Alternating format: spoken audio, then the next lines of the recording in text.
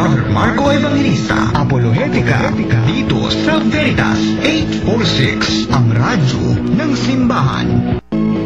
Ave Maria! Rocho Plena! Isang mapagpalang araw po ng linggo, mga kapanalig. Ang dalangin nating sumapit sa lahat. Samahan po ninyo kami sa mga sandali ng pag-aaral sa salita ng Diyos at pagtatanggol sa ating pananampalatayang Katoliko. Ito po si Brother Marco C. Evangelista. The truth has set me free. Ako po si Brother Albert Gales mula po sa Diocese of Imus. Amen. At ngayon, Brother Albert, mga kapanalig, ay atin pong ginugunita ang ika-1,991 taong kaarawan ng ating Santa Iglesia Katolika. 1,991 years ang kanyang birthday. Yun ang edad ng simbahan. Sapagkat ito po ay nagsimulang ipanganak noon pong panahon ng Pentecoste, ay yung tinatawag nating the descent of the Holy Spirit, na isang pagpapakita buhay ang simbahan ng ating Panginoong Jesucristo na kanyang itinatag doon po sa Mateo chapter 16 verse 18. Ano sabi doon, Brother Albert, sa Matthew chapter 6 verse 18? You are Peter, and upon this rock I will build my church. So doon pa lang sa puntong iyon, itinayo na ng Panginoon ang kanyang simbahan. Opo. At yun yung panahon ng kanyang public ministry. No? After noon ay nangyari yung pangangaral, pagpapagaling, paggawa ng mga himala, and then dumating na dun sa point na sinalubong na siya ng tao, Hosana sa kaitaasan, anak ni David.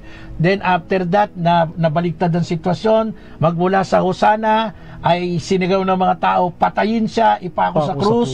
And then ang kanyang sufferings, scourging at the pillar, crowning with thorns, then pinagbuhat siya ng krus hanggang sa ipako sa krus, namatay sa krus, nabuhay na maguli, at umakyat sa langit, naroon na ang simbahan. Yes. Ngayon, bakit natin tinatawag na ang Pentecoste o Pentecost Sunday natin ay birthday ng simbahan? Sapagkat kung babasahin natin sa Gawa chapter 2 verse 41, nang bumaba ang Espiritu Santo, nangaral si Pedro, tumindig ang mga alagad na takot na nagtatago noon. Pero lumutang sila pagbaba ng Espiritu Santo sa anyo ng mga apoy, sa kanilang mga ulo. And then, sabi ni Pedro, di ba? Ito ang nagpahayag na siya ng mabuting balita ng Panginoon at maraming sumampalataya sa kanya. Ilan na naniwala, Brother Albert? 3,000. Sa araw ding iyon. Yes. Nang araw ding iyon, 3,000 ang nadagdag sa kanila. Ano ibig sabihin nun? Meron ng simbahan. Yes, nag-i-exist na ang simbahan. Yun. Kasi nga, nanggaling na dun sa Matthew 16:18, Yes. ang simbahan ni Jesus, naitatag na, pero ngayong linggo ng Pentecoste, ay isinilang, ibig sabihin, lumaki na, no? Nanganak na. No? Nanganak na. So, pag sinabing nanganak na, meron ng pinagmulan. Existido na. Para patunayan natin yan, basahin natin, Brother Albert, ang official teaching of the Church, Catechism of the Catholic Church, sa kanyang compendium number 149. Okay. Ang simbahan ay isinilang bilang misteryo ng kaligtasan sa pagkakaloob ng Espiritu Santo noong Pentecostes. So, ginamit na term dyan, isinilang na. Yes. At then, anong kasunod? Ngunit siya din ay naitatag na sa pangangaral at gawain ni Jesus at sa kanyang pagkamatay at muling pagkabuhay. So, maliwanag, ano? Nakatatag na, naitatag na sa misteryo ng ating Panginoon, yung public ministry, hanggang sa kanyang kamatayan at muling pagkabuhay. Kaya yung foundation ng ating simbahan, mga kapanalig, ay naugat na po yan, dun pa lamang sa Matthew chapter 16 verse 18, sa ministeryo ng Panginoon at isinilang ngayon pong linggo ng Pentecoste. Now, ang itinayo ba ng ating Panginoon na magiging saligan ng ating pananampalataya ay ang Biblia, na tulad ng itinuturo ng ibang sekta ngayon, Bible alone, Bible-based church kami? Yun po ba ang totoo? Yun po ba ang tama? Siguro mainam, Brother Albert, basahin natin ang bahagi ng sulat ni Apostol Pablo, di ba? Okay. Meron sinabi si Apostol Pablo sa 1 Timothy chapter 3 verse 15. Ano mababasa natin sa 1 Timothy chapter 3 verse 15? Ito po, Oh. babasahin po natin. Ah, Ngunit kung ako'y magluwat ng mahabang panahon, ay upang maalaman mo kung paano ang dapat sa mga tao na ugaliin nila sa bahay ng Diyos na siyang iglesia ng Diyos na buhay at haligi at suhay ng katotohanan. ayan, di ba? Ibang salin ng Tagalog. Ito Opo. namang aking babasahin, ang tinatawag nating bagong tipan. Ano? Sabi dito ay upang hindi man ako makarating agad ay malaman mo rin ang dapat ugaliin sa sambahayan ng buhay na Diyos, sa iglesia na siyang haligi at saligan ng katotohanan. Ano daw po ang haligi at saligan ng katotohanan? Hindi ho Bible. Yes. Ang nakalagay po ay simbahan o iglesia. Ngayon, ibig bang sabihin minimenos natin ang Biblia? Ay, Hindi po. Hindi. Sa Iglesia Katolika, meron po tayong source ng ating faith at ito po'y tatlo. Opo. Yung tinatawag nating magisteryo, yung official teaching of the church, official teacher, Teacher.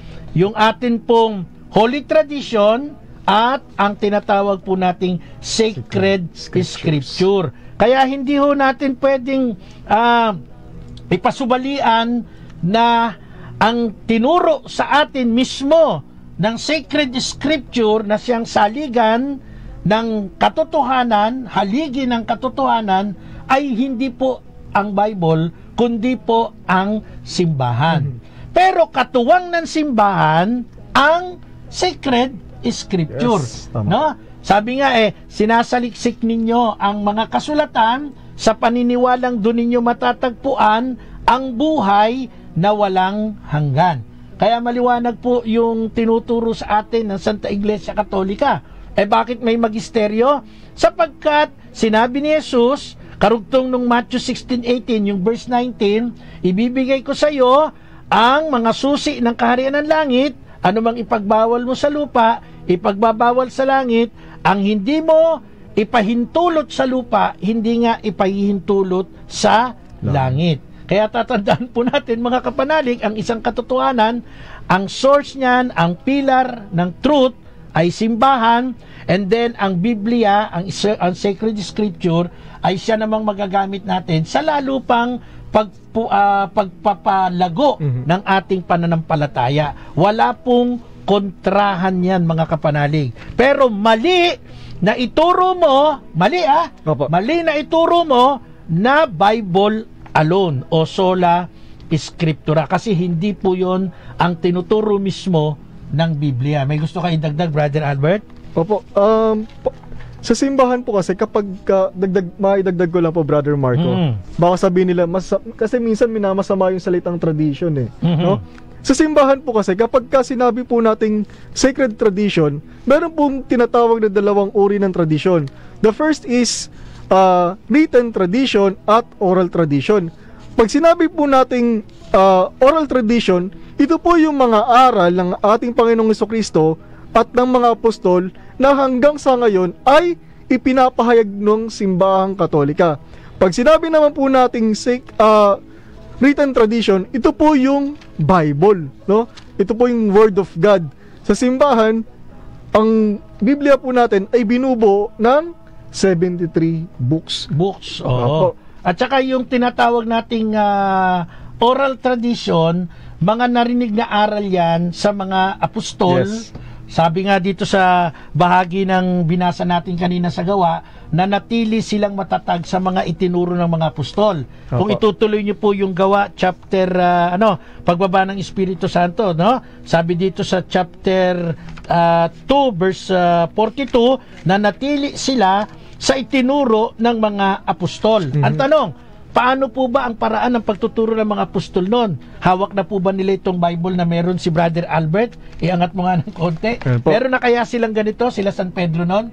Of course, wala. Yes. Kasi bago lang namang mga panahon nagkaroon ng printing, no? Ngayon, ano ba ang paraan ng pagtuturo ng mga apostol na sinasabi dito pagbaba ng Espiritu Santo? Nanatili sila sa mga itinuro ng mga apostol. Basahin mo nga ito, Brother Albert, sa Roma chapter 10 verse 17. Anong sabi? Kaya't ang pananampalataya ay bunga ng pakikinig. ng ano? Pakikinig. Saan? Pakikinig at makapakinig lamang kung may mangangaral tungkol kay Kristo. Paano natuto ang mga tao, Brother Albert? Pakikinig. Pakikinig, di ba? Sa pamamagitan ng pakikinig, meron tayong matututunan, Yes. hindi yung sa pagbabasa. Opo. Kasi wala pang babasahin noon. Kaya yung mga nagtuturo na Bible alone, yan po, modernong turo na yan, mali po yan, palpak po iyan. At yan po ay kumukontra mismo sa banal na kasulatan. Hindi ho yan ang turo ng mga apostol. Kaya yung mga sektang bagong sibol ngayon na nagmamagaling, nagmamarunong, Bible alone, yan po yung mga sinungaling kasi hindi ho yan ang mismong itinuturo ng ating banal na kasulatan. Kaya nga kinukuha na natin sa banal na kasulatan, di ba? Upang maintindihan natin na ang mga pananampalataya, sinabi nga ni Brother Albert, ay umiral, yung oral tradition, no? Yan ay sa pamamagitan po ng pakikinig. May gusto ka pang idagdag, Brother Albert? So, okay na po yan. Okay na? Opo. Baka gusto pa nilang baka mas gusto pa nilang dagdagan pa natin, di ba? So, ito po mga kapanalig, ang isang pagpapatunay na ang simbahan, ang Iglesia Katolika ay nagtuturo ng pawang katotohanan na siyang source, siyang haligi, foundation. Sabi nga ng 2 Timoteo chapter 1 verse 13, gawin mong batayan ang mga aral na itinuro ko sa iyo. Yamang ang mga ito'y pawang mga katotohanan. Ano ba yung paraan ng pagtuturo? Basahin natin. 2 Timothy chapter 2 verse 2. Anong sabi diyan, Brother Albert? Ang mga narinig mo sa akin sa harapan ng maraming saksi ay ituro mo sa mga taong mapagkakatiwalaang magturo man sa iba. Ang liwanag ng binasa natin, ano? 2 Timothy chapter 2 verse 2, ang mga narinig mo sa akin. Paano daw natuto si Timoteo? Ang mga narinig mo sa akin sa harapan ng maraming saksi. Anong gagawin ni Timoteo? Ituro mo sa mga taong mapagkakatiwalaang magturo naman sa iba. So sa pamamagitan ng pakikinig, sabi ng Roma chapter 10 verse 17, ang pananampalataya ay bunga ng pakikinig at makakapakinig lamang kung may mangaral tungkol kay Kristo. Ang source, ang pillar, ang foundation ay ang simbahan. Ang simbahan ay nagtuturo sa pamamagitan ng pangangaral, hindi po sa pagbabasa. At nagkaroon na lamang ng pagkakataon ng pagbabasa noon pong ito'y na-develop na, nagkaroon na ng mga imprenta. Babay, masaya tayo ngayon, Brother Albert, kasi birthday simbahan. Kaya ako nakapula din At totoo, dala ko dapat yung jacket ko. Medyo nakakalimutan na natin, Engineer Marlon. Sinabit ko doon bago ako sumakay ng kotse. Nandito na ako sa may Quezon Avenue, naalala ko yung jacket ko. Buti hindi binalikan. Babalik pa ako ng Taguig, ano ka ba? Shout out pala sa kaibigan natin, si Brother Philip Cesar Herrera ng Bayambang, Pangasinan, isa sa pinakamagaling na Catholic defender dyan sa Pangasinan. At nariyan siya ngayon sa airport, hinihintay yung pagbabalik ng kanyang kapatid na si Miss Christine Herrera, isang Filipino overseas worker, galing sa Dubai. Yan ang mga OFW nating mga bayani Kaya mabuhay ka, Miss Christine Herrera, ang kapatid ni Brother Philip Cesar Herrera ng Bayambang, Pangasinan. Shout out sa iyo dyan. Okay? So mga kapanalig, pinaliwanag na namin ni Brother Albert. Lahat naman kinuha natin sa Bible, brother. Wala namang pinaghugutan tayong iba, di ba? Walang imbento. Walang imbento. Pag may narinig kayong ang kailangan natin ay Bible lang, sinungaling po 'yon. Correct. Lalo na yung mga mahilig sa, nasa Bible ba 'yan? Nasa Bible ba 'yan? Paano pag wala sa Bible? Mali 'yon. Paano ngayon yung sinabi ni Apostol San Juan doon sa John chapter sa last part ng kanyang gospel. Mas maganda basahin natin, Brother Albert, para naman medyo masustento natin yung mga mahilig sa Bible lang, Bible alone, di ba? Anong sabi dito? Basahin natin yung sinasabi ni Apostol Pablo. Ayan, John chapter 21 verse 25. Anong sabi? At marami pang ginawa si Jesus na kung susulating lahat, inaakala kong hindi magkakasya kahit sa buong daigdig ang mga aklat na masusulat. Ang mga aklat na masusulat, hindi daw po kakasya kahit buong daigdig kasi maraming ginawa ang Panginoon. Di ibig sabihin, mali na naman, palpak na naman yung sinasabing Bible alone. Bible lang, pag wala sa Bible, hindi totoo. Palpak na naman yon kasi ang liwanag ng sinabi ni San Juan, hindi lahat ng ginawa ng Panginoon ay nasulat. Kaya meron siyang simbahan na itong simbahan na to ay siya naman pong maliwanag na tinuro ni Apostol Pablo sa 1 Timothy 3:15 na siyang haligi at saligan ng katotohanan. Okay, ngayon, ano ang ating pinagdiriwang, Brother Albert? Pentecoste. Ang ibig bang sabihin ng Pentecoste, ano? Anong kahulugan yan? 50 days. Yun, 50 days after the resurrection. Yan, para maklaro, di ba? Yes. Now, pag-usapan natin, ano ba yung bumaba? Ang bumaba ay ang Espiritu Santo. Nakasulat nga yan sa Gawa, binasa natin, chapter 2, di ba? Bumaba ang Espiritu Santo sa anyo ng apoy at sila'y naging matapang. Yung mga dating takot na takot, yung mga nagtatago sa silid ng mga apostol, ay naging matapang, nagsalita ng iba't ibang wika at nangaral. At sa araw ding yaon ay nadagdag sa kanila ang 3,000 naniniwala o sumasampalataya. Kaya birth of the church, birth of the Catholic Church ngayong Pentecoste. Puntahan na natin yung issue ng ibang sekta tungkol sa Espiritu Santo. Alam mo ba, ano ang Espiritu Santo para sa iyo, Brother Albert? Ayon sa mga aral na natanggap mo sa Iglesia Katolika, ano ba ang Espiritu Santo para sa iyo? Ang Holy Spirit ay ang ikatlong persona ng Diyos. Persona? Yes. Alam nyo, pagka nakapakinig sa iyo, Brother Albert, galing sa iba, sasabihin, ano na naman yan? Hindi mo ba alam ang ibig sabihin ng persona, Albert? Sasabihin sa iyo. Ang persona kasi, katulad natin, tayo'y persona. Kaya, ang ibang paniniwala, hindi tumatanggap ng Espiritu Santo ay persona. Kasi sa kanila, ang Espiritu Santo ay isa lamang energy, isa lamang force o power, no? Hindi ito persona na katulad natin, persona. Tayo dito sa loob ngayon, 2 persona. Okay.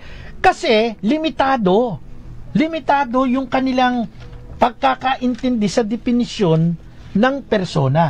Para maintindihan, Brother Albert, mga kapanalig, kung ano ang nais nating ipunto, ang tanong ay, ano po ba ang kahulugan ng persona at ang Espiritu Santo, na sabi ng iba'y only a power, only a force, itinuturing nating persona, ikatlong persona sa iisang Diyos.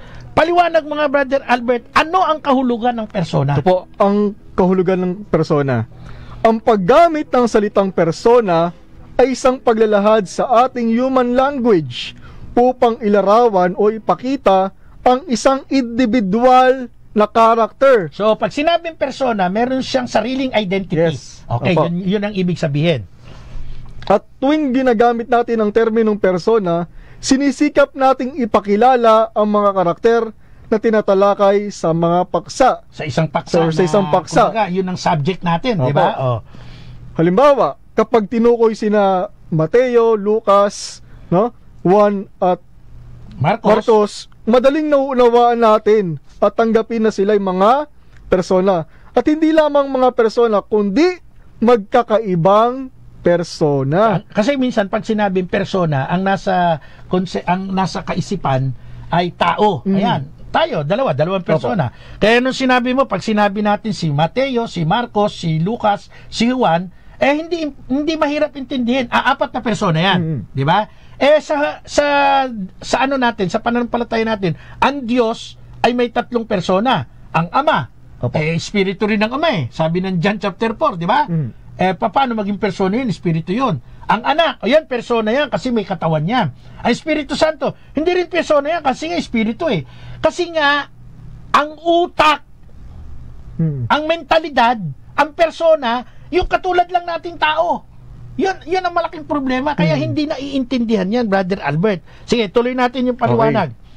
Gayunman, walang partikular na pagtukoy na maaaring sabihin kung saan at paano sila naging magkakaibang persona, bagamat sila'y merong isang kalikasan, ang pagiging tao or human nature, katulad na lamang po ng Santissima Trinidad. Ginagamit ang terminong persona sa Ama, Anak at Espiritu Santo upang ipaunawa na sila ay may kanya-kanyang individual na pagkakakilanlan, ngunit iisa sa kalikasan ng pagiging Diyos or divine nature. Kung maririnig natin sa mga anti-Trinitarian na hindi sinasabi ng Biblia na sila ay tatlong persona, ito ay pagpapakita lamang ng kanilang kamangmangan, tulad sa mga paliwanag sa naunang bahagi ng ating tinatalakay. Yung tungkol sa dito, ang persona para sa kanila ay katulad lang natin, human. No, nakikita nila may butot, may laman. Pagka tinukoy mo ang Espiritu Santo, dahil Espiritu, pag tinukoy mo ang Ama ay Espiritu, hindi persona sa kanila yan. Walang identity ganyan sa kanila. At maraming mga salita na hindi matatagpuan o mababasa sa Biblia, no? Ngunit totoong umiiral yan, Brother Albert. Tama. Mismo yung salitang Biblia, wala naman yun eksakto Wala. Pero umiiral, kasi yan nga, may Biblia na, di ba? So, hindi mababasa sa banal na kasulatan ang salitang Biblia, subalit hindi maaaring sabihin na walang Biblia dahil ito ay umiiral na. Correct. Okay? At kung babanggitin natin yung mga anghel na sila Rafael, Gabriel at Miguel, bagamat sila yung mga anghel, at alam naman natin na ang mga anghel ay espiritu, sila ay tinutukoy bilang mga persona. Ito ay dahil na sila ay may kanya-kanyang personalidad. Maliwanag na ang terminong persona ay hindi lamang nauukol para sa tao. At sa katunayan, maging si Satanas ay maaring tukuyin bilang isang persona dahil sa kanya siya ay may sariling personalidad, no? Ang isang persona ay merong tatlong characteristics. Ano yan? The first is, unang-una, yung pag-iisip. Pangalawa, kalooban. At pangatlo ay emosyon. So, pag sinabi mong persona, mga kapanalig, para mas maintindihan natin, pag tumukoy po ng persona, kahit yan po ay espiritu, katulad ng anghel, no? Meron po itong individual characteristic. At ang individual characteristic niyan, meron siyang pag-iisip, meron siyang kalooban, at meron siyang emosyon.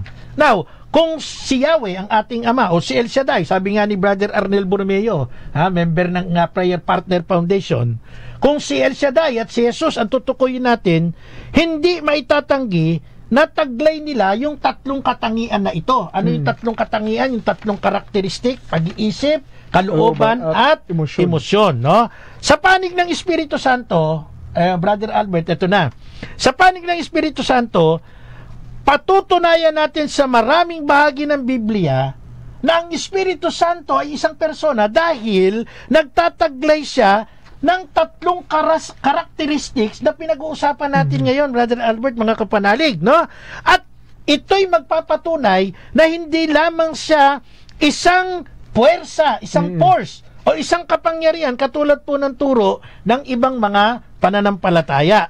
Now, para maintindihan natin, hihimayin po natin ang banal na kasulatan upang ilarawan ang karakteristik na taglay ng Espiritu Santo na siyang ikatlong persona ng iisang Diyos.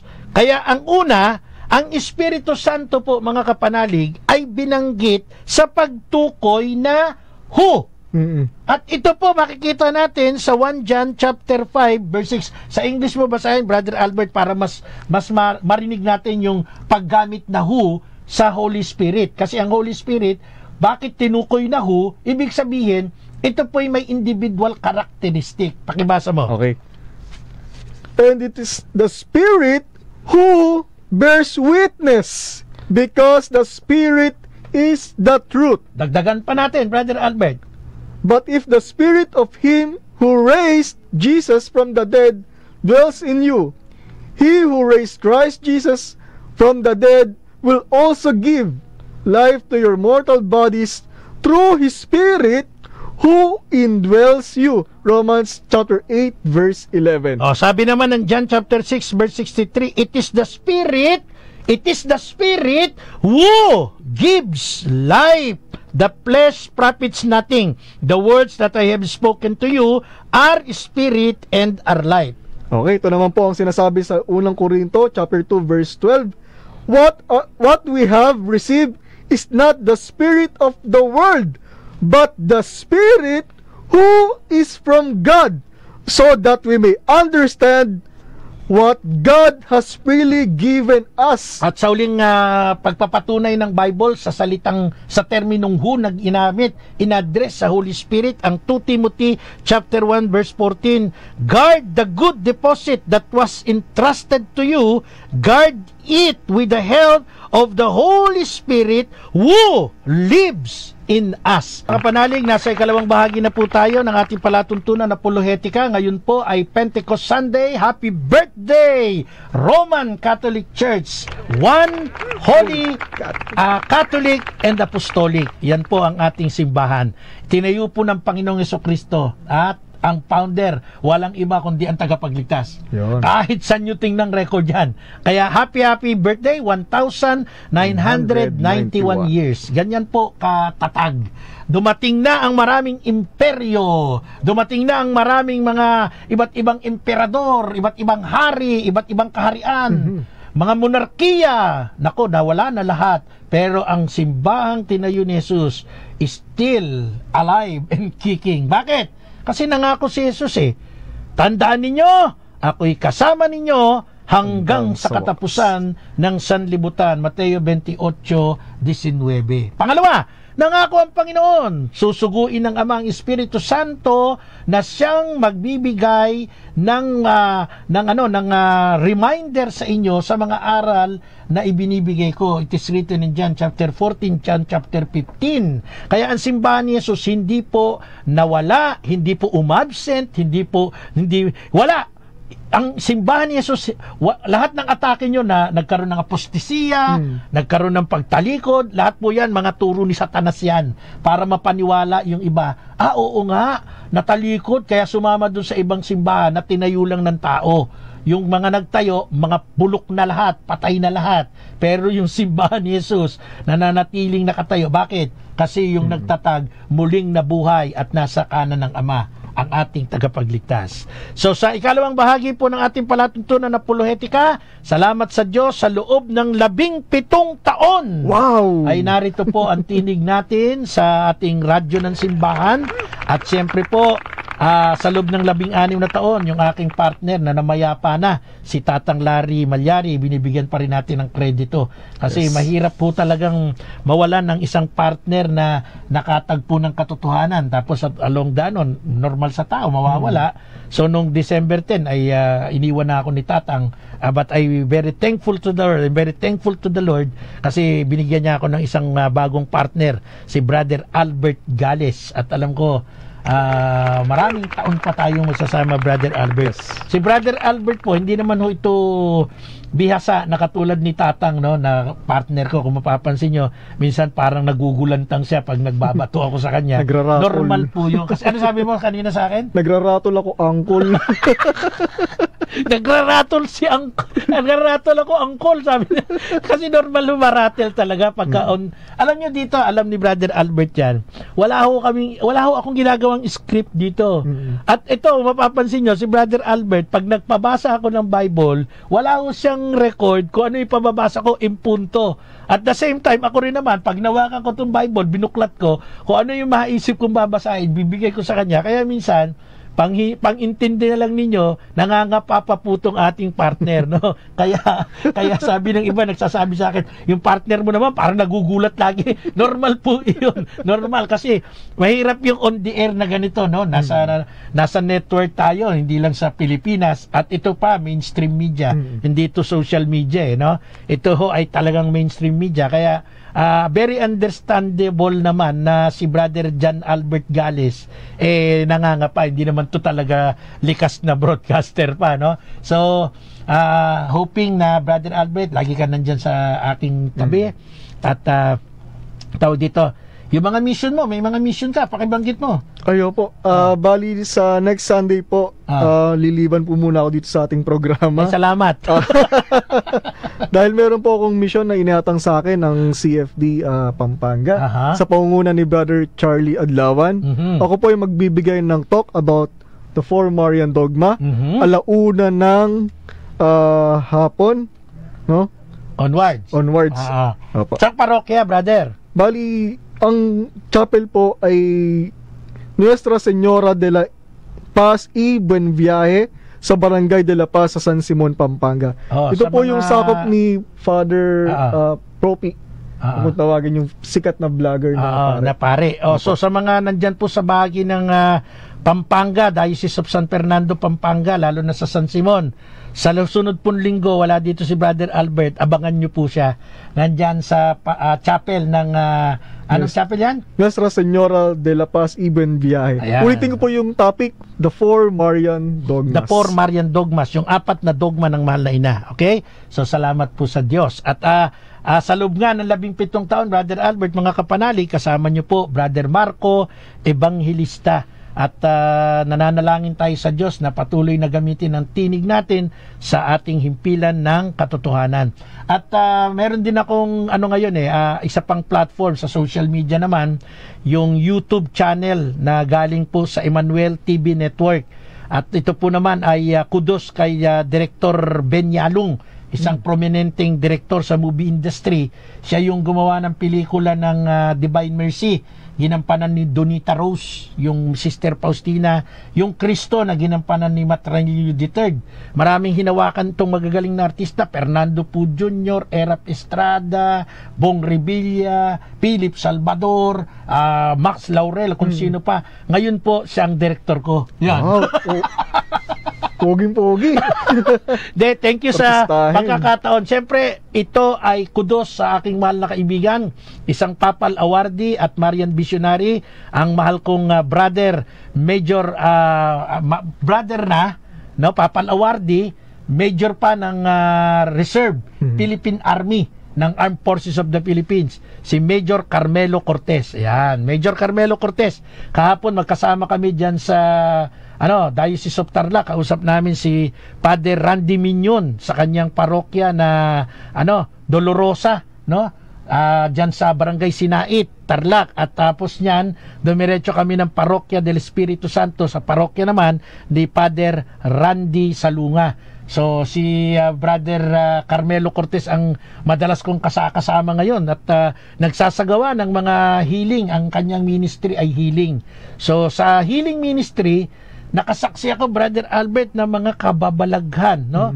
Mga kamanghamanghang biyaya ng Diyos. Siguro some other time kukwento natin yan sa programa natin.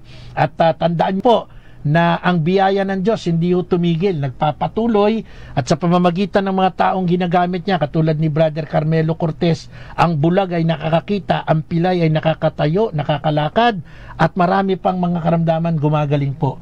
So kamangha-mangha. At si Brother Carmelo Cortez, nung panahon ng kasagsagan ng COVID, tinamaan ng COVID, no? At naging very fatal para sa kanya. Dumating sa point na talagang sinabi ng mga doktor, hihanda na ninyo yung crematorium kasi kasunod na niya doon. Talagang dadali na siya doon. Yung kanyang COVID, very talaga, critical. Tapos nagkaroon pa ng sepsis. Pagka ikaw tinamaan ng sepsis, walang nabubuhay dyan. Yan yung tinatawag na bakterya sa dugo Pero si Brother Carmelo, until now, awa ng Diyos, ayan, nagpapatuloy sa healing ministry. Ganon ang grasya ng Diyos, no? So, shout out po, Brother Carmelo Cortez. At sa marami pa nating mga kapanalig na patuloy na sumusubaybay sa ating palatuntunan.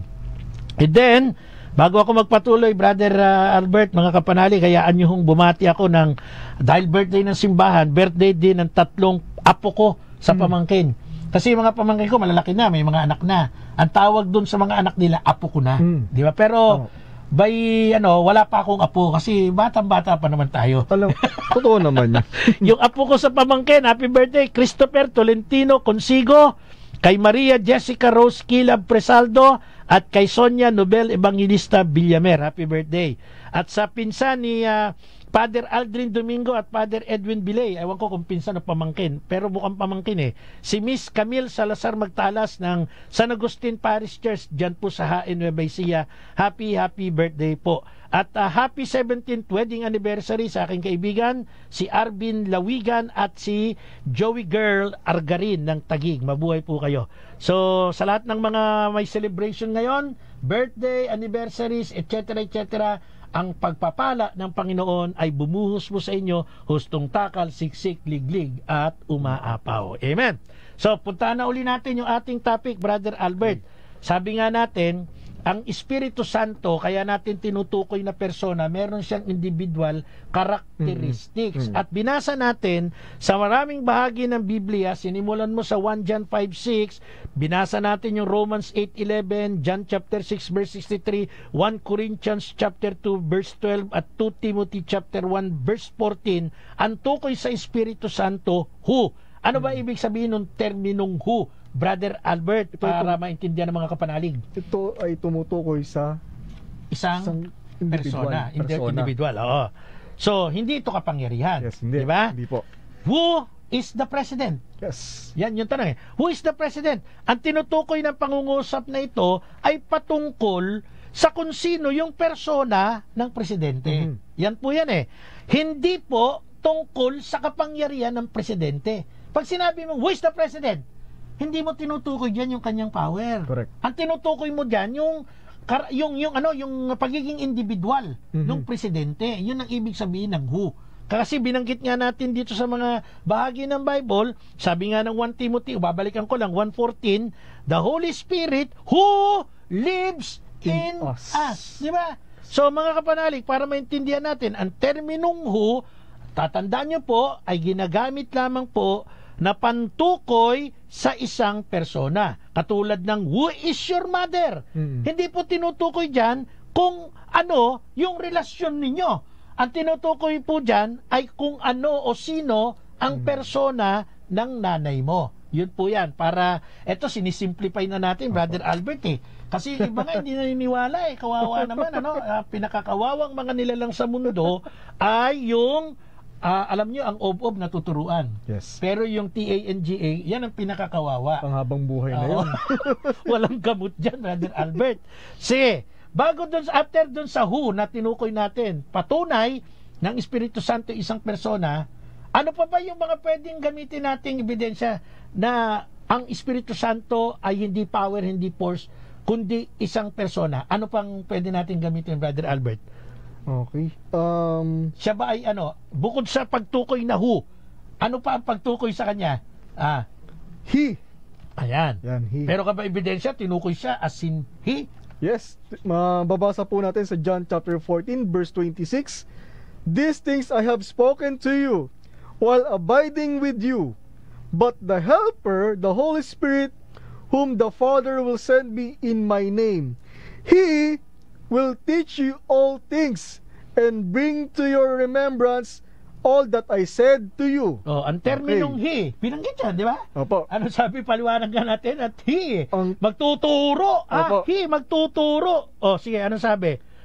Ang terminong he ay tumutukoy sa isang persona. Hindi ito maaaring gamitin na pantukoy sa isang kapangyarihan o enerhiya o sa anumang bagay na walang kamalayan. Ang Espiritu Santo ay tinutukoy na he. Ibig sabihin, siya ay Isang persona. No? may sariling karakteristik. Yes, ibig sabihin. Ang kanyang gagawin ay magtuturo sa lahat ng bagay at magpapaalala sa mga sinabi ng Panginoong Hesus. Ang sinabi o inaral ng isang persona, halimbawa, ang isang guro ay mabuti. Ang persona ng isang guro ay nagtuturo at nagpapaalala.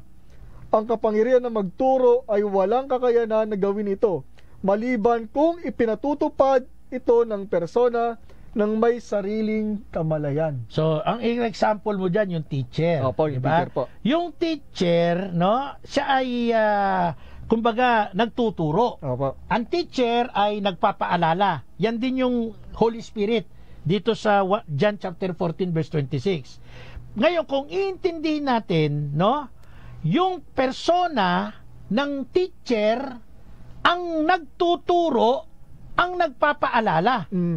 Hindi po ang kapangyarihan ang magtuturo, sapagkat ang kapangyarihan ay walang kakayanan, walang kamalayan. No? Yung individuality, yung pagiging individual ng isang teacher, yun ang magbibigay sa'yo ng reminder dun sa dapat mong malaman o matutunan. Yun po ang Holy Spirit. Kaya sa John chapter 14 verse 26, ang liwanag po, He will teach you all things and bring to your remembrance all that I said to you.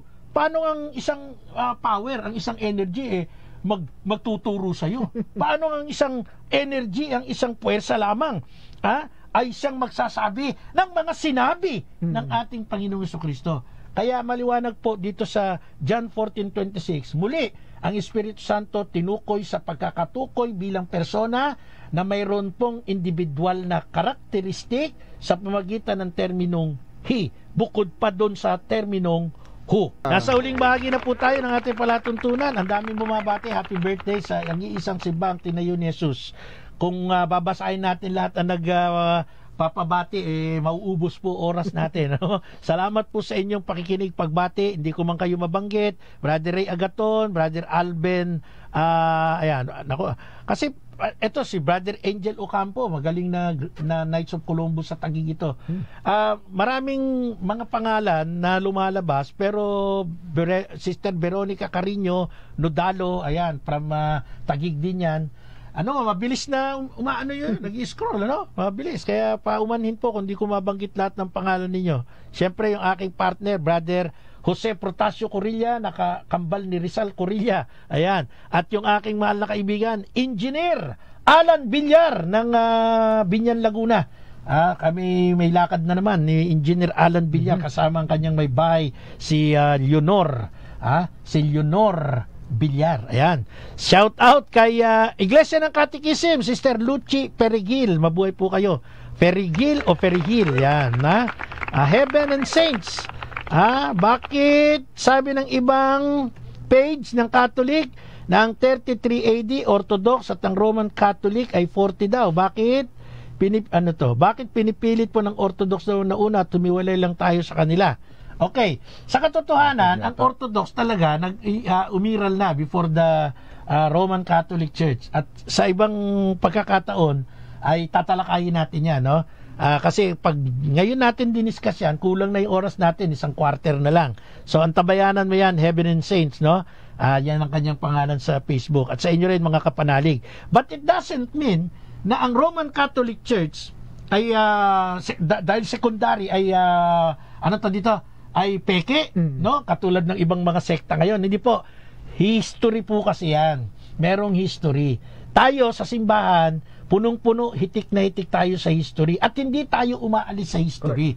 Kasi pag ikaw po ay hindi tumingin sa kasaysayan, hindi ka makakarating sa present time. Kaya yung ibang sekta ayaw ng history, Brother Albert, alam mo ba yan?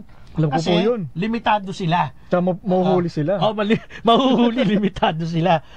Shout out kay Bishop Ronnie Bangkod ng Diocese of Cabanatuan. Salamat po, Bishop, sa personal mong private message sa akin ngayon. Shout out po. Ang pinakamabait, isa sa pinakamabait na obispong nakasalamuha ko sa buhay ko. Salamat, Bishop Ronnie Bangkod, ang obispo ng Cabanatuan, at saka si Bishop Elmer Mangalinaw, ang obispo ng Nueva Vizcaya, Diocese of Bayumbong. Bishop Bernardino Cortez, prelatura ng Infanta. Yan ang mga obispong personal kong nakapartner sa pagdilingkod. At napaka babait na mga obispo. Sana mga obispo natin lahat mabait.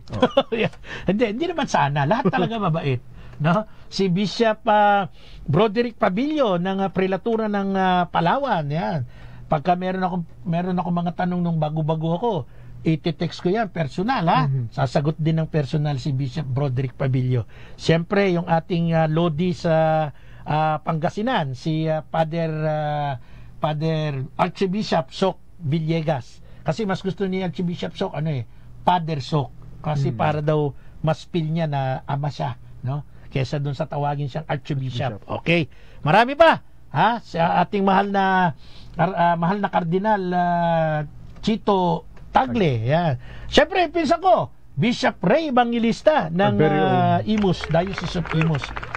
Tinan mo, pogi si Bishop Ray? Ay, napaka-pogi talaga. Tinan mo ako. Oo naman, pogi. Okay. Marami pa tayong gusto batiin. Pero, Brother Albert, if ever, kapusin tayo ng ating pag-discuss ngayon, nothing to worry. Meron pa tayo next Sunday, pwede nating ituloy yan. Kaya lang, hindi na kita kasama kasi nasa Pampanga ka. So, si Brother Levi Blaera, sinabihan ko, baka gusto rin pumunta ni Sister Glaze Fernando Rosete sa linggo. Pwede. At least may maganda akong kasama. Pag alis ng pogi, may maganda. Ganun lang yan Di ba, Sister Glaze? Sabi mo yan kay Brother Tom, si Brother Tom. Tom and Jerry Kid. Yan. Oh. Okay. Bago tayo maubusan ng oras, Brother Albert, magbigay pa tayo ng isang pagtukoy sa Espiritu Santo kasi tinukoy natin who. Tinukoy natin ang Espiritu Santo, He. So, yung mga terminong yan, ginagamit yan, ina-address yan sa isang persona. Hindi pwedeng gamitin yan sa walang malay. Ibig sabihin, energy lang, hindi pwedeng gamitin. May isa pa ano ba yung pagtukoy na para ma-point out natin na ito'y isang persona, Brother Albert? Ito pa, yung himself. Yan. Ibig mo sabihin, ito, halimbawa ito, walang buhay ito. Hindi natin pwedeng tawagin himself to. Tama. Di ba? Kahit yung cellphone, hindi pwede. Pero pag tinukoy mo yung term na himself, ano yan? May buhay yan. Yes. May sariling karakteristik yan, persona yan. Saan ba sa Bible merong pagtukoy himself? Ay, ito po. Ang Holy Spirit? Magbibigay po ako ng dalawang verses sa Bible. Una, Romans chapter 8 verse 16. Ito po ang sinasabi. The Spirit Himself bears witness with our spirit that we are children of God. Amen. Yan. Pangalawa, Romans chapter 8 verse 26. And in the same way, the Spirit also helps our weakness, for we do not know how to pray as we should. But the Spirit Himself intercedes for us with groanings too deep for words. Yan. Parang nagulat ako doon. Meron palang pagtukoy sa Bible na himself ang Holy Spirit, Okay. Paliwanag natin yung terminong yan. Okay, ito po. Ang terminong himself ay tumutukoy sa isang persona. Hindi sa power. Hindi sa power. Kaya po ng sinasabi ng iba. Kung totoong marunong ang gagawa ng patotoo, hindi maaring gamitin na pantukoy sa isang power ang terminong himself or kasi kanyang sarili. Kasi ang Tagalog sarili. ng himself ay Kanyang sarili. Kanyang sarili. Opo. Ayan. Dahil ang power ay wala namang kanyang sariling persona. At ayon sa nasusulat, the Spirit Himself bears witness with our spirit. Ang Espiritu ang nagpapatotoo kasama ng ating Espiritu. Yun. Okay, sunod. Ang Espiritu Santo ay ginamitan ng terminong Himself. Bakit? Patunay lamang na siya ay isang persona. Maaari bang magpatotoo ang isang kapangyarihan lamang or power or energy sa isang simple at matalinong pag-iisip? May gagamit o gumamit ba ng kapangyarihan para magpatotoo o magpatotoo? Kamang mga naisipin na kapangyarihan ang magpapatotoo. At nakakalungkot isipin na ganitong kamangmang ang kaisipan ng tagapagturo sa kulto ni Russell at ni Felix Manalo. Sino ba yung Russell? Si Charles Taze Russell po yung founder ng Jehovah's Witnesses. Okay. Yan. Yung Manalo? Yung founder ng Iglesia ni Cristo 1940. Ayun. Yan. So, pagka hindi mo tinanggap ng Espiritu Santo isang persona, magkakaroon po ng contradiction dito po sa binasa ni Brother Albert, Romans chapter 8 verse 16 and Romans chapter 8 verse 26. Ang liwanag po, loud and clear, kahit sa inyong mga bahay, basahin nyo sa Bible, tinukoy siya dyan, the Spirit Himself. Meron pa naman power, may sarili, may kanyang sarili, may sariling pagkakakilanlan. Di ba katulad nga ng, ito na lang ang pinakamaliwanag na halimbawa, libro Pwede ba tukoyin dito kanyang sarili? Hindi Kasi pag sinabi mo yung term na himself, kanyang sarili, ibig sabihin may sarili siyang individual na karakteristik. At ito po ang sinasabi ng Biblia mismo tungkol sa Holy Spirit. Kaya ang Holy Spirit po ay totoong isang persona.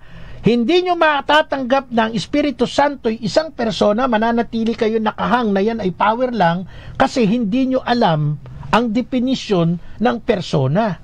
At kawawa naman kayo kung di nyo alam ang definition yan sapagkat kayo isang certified Angat. Ayan. So mga kapanalig, marami pa.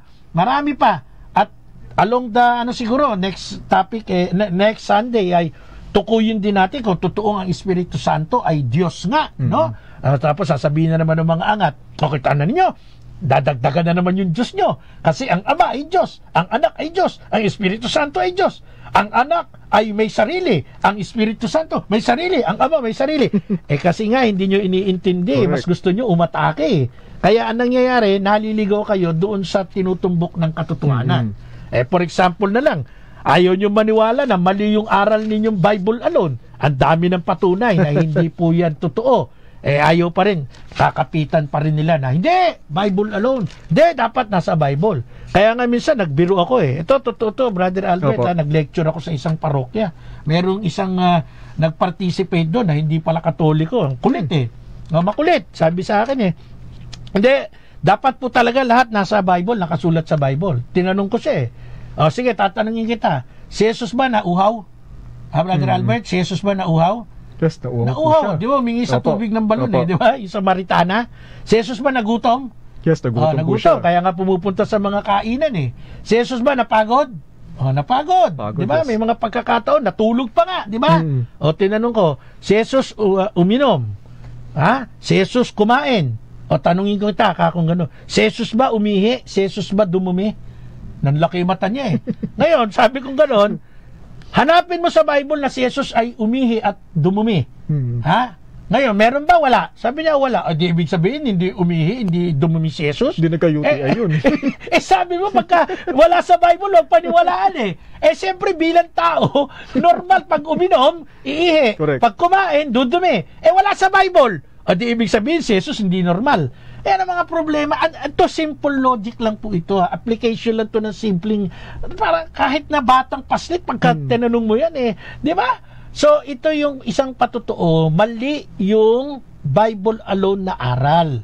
At tandaan ninyo, ang ating pagtukoy sa Espiritu Santo, babalikan natin, siya isang persona, kaya hindi nila maintindihan, kasi, hindi nila alam ang definisyon ng persona. Correct. Muli, maraming salamat po sa inyong pagsama sa amin sa palatuntunang Apolohetika. Susunod po ang programang Kristo Liwanag sa Dilim ni Reverend Father Josie Siquia at ni Reverend Father Winston Cabading. Kasama ko po si Brother John Albert Gales ng Diocese of Imus at sa ating engineering side, si Engineer Jerby Santos at syempre yung ating PA, si Brother Romar Bendo. Ako po si Brother Marco C. Evangelista, nagsasabi sa inyong sumainyo ang katotohanan. Maraming salamat po. God bless. Laging ipaglaban